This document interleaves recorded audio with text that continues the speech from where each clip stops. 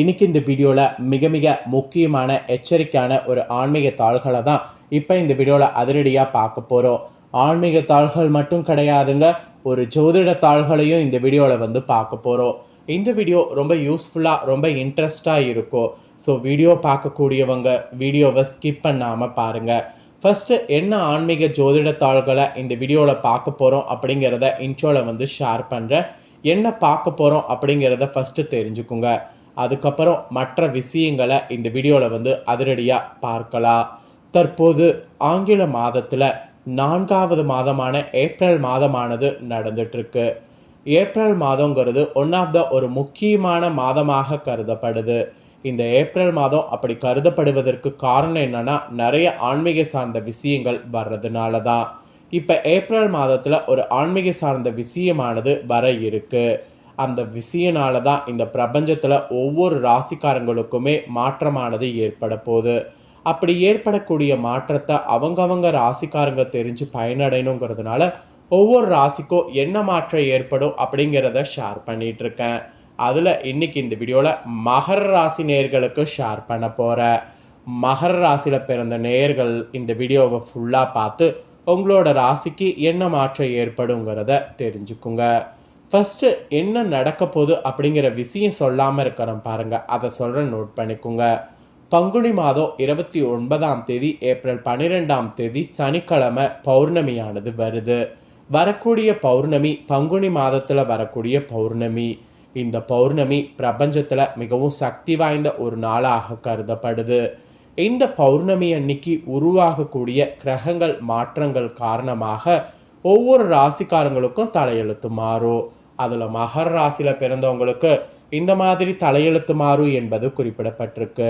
அந்த தலையெழுத்து மாறுவதை தான் இந்த வீடியோவில் உங்களுக்கு ஷேர் பண்ண போகிறேன்.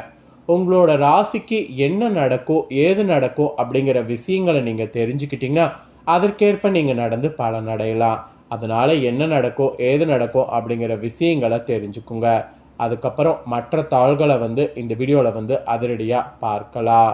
ஃபஸ்ட்டு பங்குனி மாதத்தில் வரக்கூடிய இந்த பௌர்ணமிக்கான சிறப்புகள்னு கொஞ்சம் இருக்குது. முதல்ல பங்குனி மாதத்துடைய சிறப்புகளை உங்களுக்கு ஷேர் பண்ணுறேன். பங்குனியில் வரக்கூடிய இந்த பௌர்ணமியுடைய சிறப்புகளை தெரிஞ்சுக்குங்க. அதுக்கப்புறம் உங்களோட ராசிக்கு என்ன பலன் கிடைக்குங்கிறத இந்த வீடியோவில் பார்க்கலாம். பங்குனியில் உத்தரம், வசந்த நவராத்திரி போன்ற விழாக்களும், காரடையா நோன்பு, விஜய ஏகாதசி, அமலாகி ஏகாதசி போன்ற வழிபாட்டு முறைகளும் இருக்குது. அது மட்டும் இல்லாமல் காரைக்கால் அம்மையார் குரு பூஜையும் இம்மாதத்தில் நடைபெறும். அதனால் இம்மாதமே ஒரு தெய்வீகமான மாதமாக கருதப்படுது. அதே போல் இந்த மாதத்தில் தான் தெய்வங்களுடைய திருமணங்களோடு மனிதர்களாகிய நம்மளுடைய திருமணமும் நடைபெறும். அதனால் இது ஒரு திருமண மாதம் என்ற சிறப்பினை பெறுகிறது. ஸோ இம்மாதத்தில் ஒரு ஸ்பெஷல் என்னன்னா, தாவரங்கள் இருக்குல்ல, அதில் உதிர்ந்த இலைகள்லாம் தளிர்க்க ஆரம்பிக்கும். அதனால் இந்த பங்குனி மாதம் வசந்த காலத்தின் தொடக்கமாக கருதப்படுது. இப்படி பல சிறப்புகளை உள்ளடக்கி இருக்கக்கூடிய இந்த பங்குனி மாதத்தில் வரக்கூடிய பௌர்ணமி ஒரு சக்தி வாய்ந்த பௌர்ணமியாக இதனால் கருதப்படுது. ஆக்சுவலி பங்குனி மாதத்தில் வரக்கூடிய பௌர்ணமி ஒட்டி தான் உத்தர நட்சத்திரம் வரும். அதனால் இந்த பங்குனி உத்தரம் கூட இந்த பௌர்ணமி ஒட்டி தான் கொண்டாடப்படும். ஆக்சுவலி இந்த பங்குனி உத்தர பௌர்ணமி நாளில் தான் சிவன் பார்வதி, முருகன் தேவயானை, ராமர் சீதை, ஆண்டாள் ரங்கர் மன்னர் போன்ற தெய்வங்களுடைய திருமணங்கள் நடைபெறுவதாக புராணங்களில் கூறப்படுது. அது மட்டும் இல்லாமல் இந்த நாள் அன்னைக்கு தான் சாஸ்தா, மகாலட்சுமி, அர்ஜுனன் போன்றவர்களுடைய அவதார தினமும் நடைபெற்றது. ஸோ அதனால் இந்த நாள் ஒரு சக்தி வாய்ந்த நாளாக கருதப்படுது. இந்த நாளில் நீங்கள் குலதெய்வ வழிபாட்டினை மேற்கொண்டிங்கன்னா ரொம்ப ரொம்ப ரொம்ப ரொம்ப நல்லது. மகர ராசிக்காரங்க நீங்கள் குலதெய்வ வழிபாடு செய்யாமல் இருக்கிறவங்களாம் இந்த நாளில் மேற்கொள்ளுங்க. உங்கள் குலதெய்வத்துடைய ஆசீர்வாதம் பரிபூர்ணமாக கிடைக்கும். அதே போல் தெய்வங்களுடைய திருமணங்கள் நடைபெறக்கூடிய ஒரு முக்கியமான நாளாக இந்த பௌர்ணமி நாள் வர்றதுனால இந்த நாளில் நீங்கள் விரதம் ஒன்று கடைபிடிக்கணும். அதுதான் கல்யாண விரதம். ஆக்சுவலி நல்ல திருமண வாழ்க்கை வேண்டி கல்யாணம் நடக்கணும் அப்படின்னு நீங்கள் மகர ராசிக்காரங்க வேண்டி பூஜையெல்லாம் செய்திங்கன்னா உங்களுக்கு நல்ல திருமண வாழ்க்கை அமையும். அதனால் திருமண வரன்லாம் பார்த்துட்ருக்கிறவங்களாம் நீங்கள் இந்த பௌர்ணமியில் திருமண வரம் அமையறதுக்கு கல்யாண விரதம் மேற்கொள்ளலாம். ஆக மொத்தம் இந்த நாள் ஒரு சிறப்பான நாள் அப்படிங்கிறத தெரிஞ்சிருப்பீங்க. முருகனுடைய அறுபடை வீடுகளில் ஒன்றான பழனியில் கூட பங்குனி பௌர்ணமி உத்தரத்தப்ப தேர் திருவிழா பிரசித்தி பெற்று நடைபெறும். இதை நீங்கள் பார்த்தீங்கன்னா உங்களுக்கு கோடி புண்ணியம் கிடைக்கும். ஸோ பார்க்க முடிகிற மாதிரி உங்களுக்கு இருந்ததுன்னா கண்டிப்பாக பாருங்கள். அதனால் உங்களுக்கு கோடி புண்ணியம் வந்து கிடைக்கும். ஸோ இவ்வளோ நேரம் இந்த சக்தி வாய்ந்த முக்கியமான பௌர்ணமியுடைய சிறப்பை வந்து பார்த்தோம்.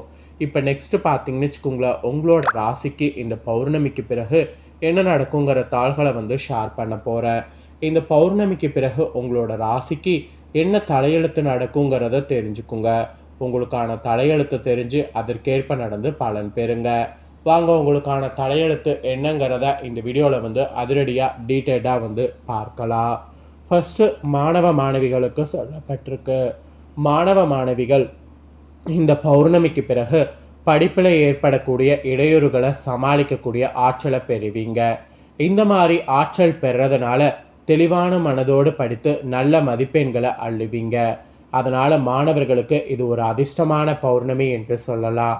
நண்பர்களும் உங்களுக்கு உதவிகரமாக இருப்பாங்க. அதே சமயம் விளையாட்டுகளில் எதிர்பார்த்த வெற்றிகளை பெற முடியாமல் போகும். அதனால் விளையாட்டுகளில் ஈடுபடாமல் இருக்கணும் என்பது மட்டும்தான் உங்களுக்கு சொல்லப்பட்டிருக்கு. மற்றபடி படிப்பு விஷயத்தில் கெட்டிக்காரத்தனமாக இந்த மாதம் செயல்பட போகிறீங்க. அதாவது ஏப்ரல் 12 பௌர்ணமிக்கு பிறகு செயல்பட போகிறீங்க. அப்புறம் பெண்மணிகளாக இருக்கக்கூடிய மகர ராசிக்காரங்களுக்கு குடும்பத்தினரிடம் இந்த பௌர்ணமிக்கு பிறகு விட்டு கொடுத்து நடந்து கொள்ளணும். விட்டு கொடுத்து போகிறதுனால கெட்டு போக மாட்டீங்க. புத்திசாலித்தனமாக பிரச்சனை வராமல் இருக்க பெண்கள் நீங்கள் குடும்பத்தில் விட்டு கொடுத்து போகணும். அனைவரையும் இந்த பௌர்ணமிக்கு பிறகு அனுசரித்து போகணும். ஏன்னா உங்களுக்கு ப்ராப்ளம் வர வாய்ப்பு இருக்குது. எதை செய்கிறதாக இருந்தாலும் நன்கு யோசிங்க. நன்கு யோசித்த பிறகே முக்கிய முடிவுகளை எடுங்க. முக்கிய செயல்களை செய்யுங்க. மெயினாக ஆடம்பர செலவுகளை தவிர்த்து சேமிப்புகளில் கவனம் செலுத்துங்க. ஆடம்பர செலவுகளில் தவிர்க்கலன்னு வச்சுக்கோங்களேன், சேமிப்புகளில் உங்களுக்கு பெருத்த நஷ்டம் ஏற்படும். அதனால் சேமிப்புகளில் கவனம் செலுத்துங்க. இதெல்லாம் ஒரு எச்சரிக்கையாகவே உங்களுக்கு பெண்களுக்கு சொல்லப்பட்டிருக்கு. அதுக்கப்புறம் நீங்கள் கலைத்துறையில் இருப்பவர்களாக இருந்தீங்கன்னா அனைத்து வேலைகளும் இந்த பௌர்ணமிக்கு பிறகு நீங்கள் எதிர்பார்க்காத அளவுக்கு சுமூகமாக முடியும். உங்களை தேடி தேடி புதிய வாய்ப்புகள் வரும். திறமைகளை வெளிப்படுத்துவதற்கான சந்தர்ப்பங்கள் உங்களுக்கு அமையும். ஸோ அப்படி அமையும் போது அந்த சந்தர்ப்பங்களை மிஸ் பண்ணாமல் திறமைகளை வெளிப்படுத்துங்க. பொருளாதார வசதிகளில் கூட முன்னேற்றமானது ஏற்படும். இந்த மாதிரியான வசதிகள் ஏற்படும் போது புதிய வாகனம் வாங்கிறது, புதுசாக ஏதாவது இன்வெஸ்ட் பண்ணுறது, இந்த மாதிரிலாம் பண்ணலாம். ஆக்கப்பூர்வமான முயற்சிகளில் ஈடுபட்டிங்கன்னா வெற்றியானது உங்களுக்கு காண முடியும். அதனால் ஆக்கப்பூர்வமான முயற்சிகளில் இருக்கணும் என்பது கலைத்துறையில் இருக்கக்கூடியவங்களுக்கு ஒரு எச்சரிக்கையாக சொல்லப்பட்டிருக்கு. அதுக்கப்புறம் அரசியலில் இருப்பவர்களுக்கு சொல்லப்பட்டிருக்கு. அரசியலில் இருக்கிறவங்களுக்கு கட்சியின் மேலிடத்தில் கணிசமான ஆதரவை வந்து பெறுவீங்க. அதே சமயம் தொண்டர்கள் உங்களோட சற்று பரமுகமாக நடந்து கொள்வாங்க. அதனால் கோபப்படாமல் விவேகத்தோடு விட்டு கொடுத்து நடந்து கொண்டீங்கன்னா அவர்களுடைய தேவைகளை பூர்த்தி செய்து மனங்களை வெல்லலாம். இது உங்களுடைய அரசியல் வாழ்க்கைக்கு இந்த பௌர்ணமிக்கு பிறகு நல்லதாக அமையும். அதனால் இந்த மாதிரி நடந்து கொள்ளுங்க என்பது எச்சரிக்கையாக சொல்லப்பட்டிருக்கு. அப்புறம் தொழில் செய்யக்கூடியவங்களுக்கு போட்டியாளர்களுடைய வகையில் தடைக்கற்களை கடக்க சற்று போராட வேண்டியது இருக்கும். நீங்கள் மெயினாக கூட்டாளிகளை நம்பாமல் நீங்களே முன்னின்று தொழிலில் செயல்படணும். அப்போ தான் வியாபாரத்தில் ஏற்படக்கூடிய குளறுபடுகளை தவிர்க்கலாம். பண விஷயத்துலேயும் உஷாராக இருக்கணும். மற்றபடி சுகத்தை மறந்து கடினமாக உழைக்கிறதெல்லாம் கண்டிப்பாக நீங்கள் வந்து தொழிலில் பண்ணணும். அப்போ தான் நல்ல லாபமானது உங்களுக்கு கிடைக்கும். உத்தியோகத்தில் கூட விரும்பிய பணி உயர்வு கிடைக்கும். இதனால் ஊதிய உயர்வும் இருக்குது. மேலதிகாரிகள் உங்களை நம்பி புதிய பொறுப்புகளை ஒப்படைப்பாங்க. உடலில் இருந்த சோர்வும் மனதில் இருந்த குழப்பமும் மறையும். இதனால் உங்கள் தோற்றத்தில் பொலிவு உண்டாகும். சக ஊழியர்கள் உங்களிடம் பகை மறந்து நட்பு பாராட்டுவாங்க. இந்த மாதிரியான அதிசயெல்லாம் உங்களுக்கு நடக்கும். ஆக மொத்தம் மகர ராசியில் பிறந்த நேயர்களுக்கு இந்த மாதிரியான பலன் இந்த பௌர்ணமிக்கு பிறகு கிடைக்கும் என்பது குறிப்பிடப்பட்டிருக்கு. குறிப்பிடப்பட்டதை தெளிவாக இந்த வீடியோவில் உங்களுக்கு ஷேர் பண்ணிட்டேன். ஷேர் பண்ணதை தெளிவாக இந்த வீடியோவில் உங்கள் ராசிக்கு நீங்கள் தெரிஞ்சிருப்பீங்க. தெரிஞ்சதுக்கேற்ப நடந்து பலன் பெறுங்க.